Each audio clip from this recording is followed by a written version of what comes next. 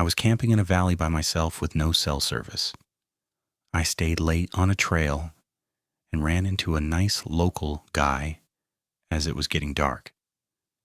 He showed me a local camping spot close to the road and the river, but camouflaged. I had a fire, drank beer, and listened to my friend's comedy podcast. I was loud and visible. Because it was already dark, I decided to sleep in the back of my truck under my topper next to all of my gear, rather than setting up my tent. The next morning, I made a fire, cracked a beer, and started making breakfast. Then I noticed a man at the edge of my camp. He came closer but never looked directly at me. This guy looked homeless, had a long, ratty beard, and had at least 100 plastic grocery bags tied all over his clothes. I commented on how nice the day was, no response. I offered him breakfast, still nothing. He sort of paced around the perimeter of my camp. I offered him a beer, but he just turned around. He was just standing there with his back to me, wandering around. I started realizing that nothing good was going to come of this. I had my bear spray and buck knife close by. I gave him an ultimatum. Sir, you are either going to acknowledge me or leave immediately. He ignored me. I grabbed the bear spray and walked a few steps toward him. He sulked away, and I threw my stuff in my truck and left that place quickly. I wonder if he had watched me during the night, and I'm grateful for my laziness in staying in my truck instead of a tent. One day I was walking my dog and heard 2 gunshots somewhere nearby. I didn't think much of it. It's a hunting area, and it's kind of a rural, rough around the edges place. The next day, or the day after, a truck pulls up. I don't even know anyone in this town, so it's weird, and I'm immediately put off. The guy calls me over, says he's my neighbor, asks if I heard the shots. I said yes. He claims it was his neighbor taking pot shots at his house over a land dispute. He doesn't ask me to be a witness or anything, just if I heard them. Okay. Seems strange. I've never met this guy before, and when I say neighbor, I mean someone 500 or 1 kilometer away, out of sight. He sees my dog digging somewhere unimportant, and out of nowhere starts telling her not to do that. He gets out of the truck, and she's already wary of him. He says, "Here, watch," calls her over, grabs her, and tries to do that silly dominance, flip the dog on their back routine for absolutely no reason. She starts yelping, and I'm like, "Dude, stop." He asks whether I have any guns myself. I say no. He tells me he's a great dog trainer. Then he asks me to come over and mow his lawn and to please ensure you bring your dog. He said it in the strangest way. Please ensure you bring my dog's name. His mannerisms and the way he spoke were just plain unsettling, especially that line. He leaves soon after, and I'm thinking, great. I just told this guy not only that I heard the gunshots, but that I'm unarmed out here. How do I even know it was his neighbor like he claimed, and not that he had shot someone and was trying to figure out who might have heard or witnessed it?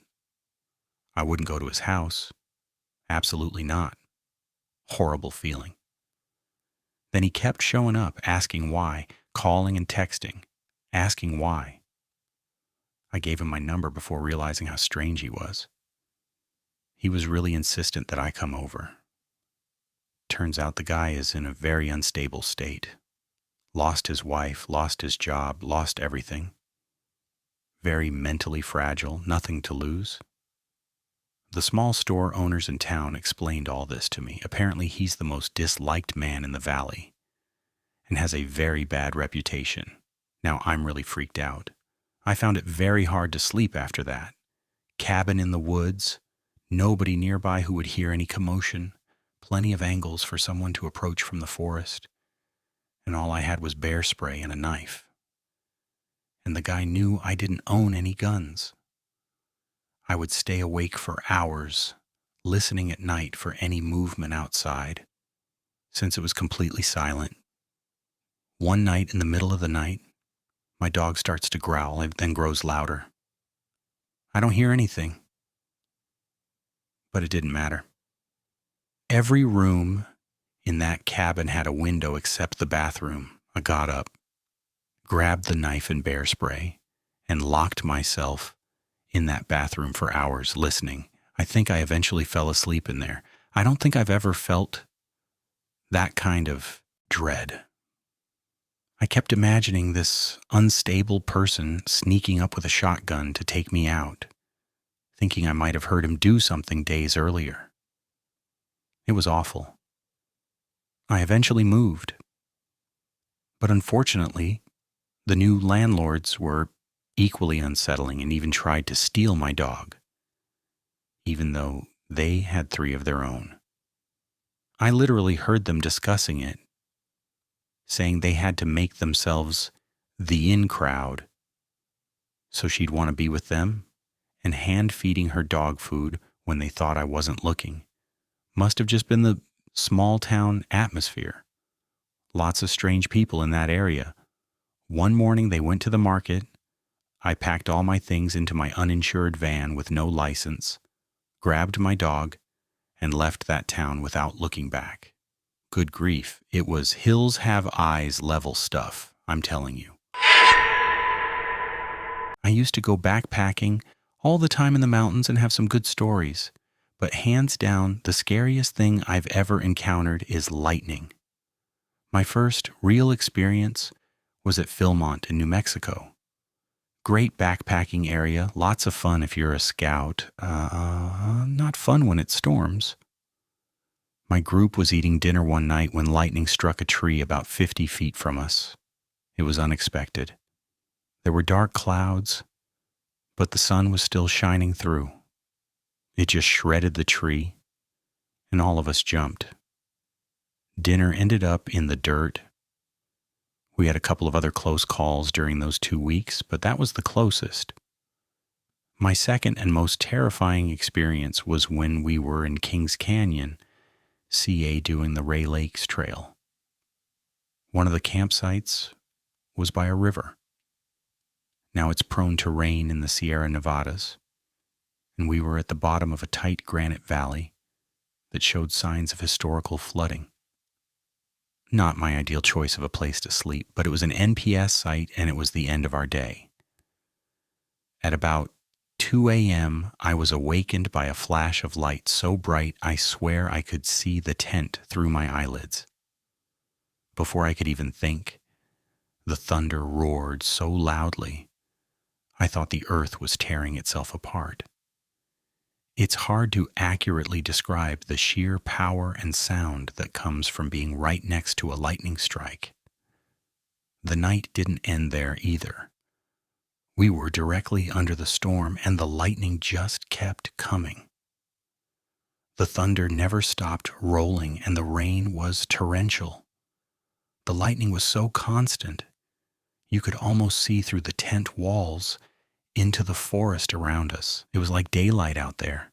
I genuinely thought I was going to die that night, either from a lightning strike or from a flood if the river rose. My third experience was in Switzerland. We were up in the Alps and got caught in an open field, Czech rocky area during a descent as a storm rolled in.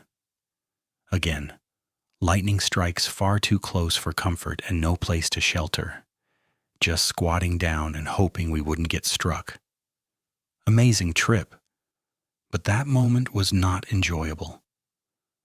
I love watching lightning and rain from inside a cabin or covered porch, but if I'm outside and a storm is coming, I get an almost animalistic fear that screams at me to get indoors. Lightning absolutely terrifies me if I'm not under cover.